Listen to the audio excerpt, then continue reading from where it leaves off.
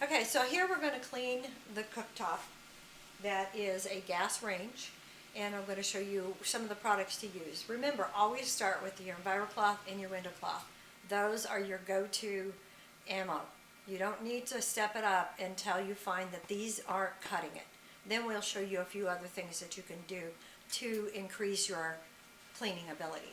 So one of those things is when you're removing these, if they are dirty, you can simply pop them into the oven that you've heated to 100 degrees and spray them with your oven and grill cleaner, and then let it sit for 10 minutes, and then they'll be really easy to wipe off with your cloths. Okay. Okay. So then we're going to let Amy clean with her cloth. I will step back and let you take over. So here she is just wiping down the burner area with the wet EnviroCloth.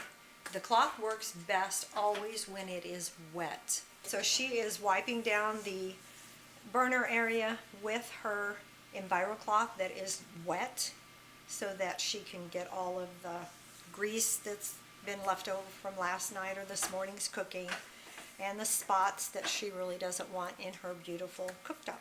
The polished cloth is the part that you use to make it shimmer and shine and glisten. So like in the center where all the knobs are, you can do a quick wipe down with those in between, and then just polish, and you'll take away all that greasiness that kind of is where our fingerprints come from.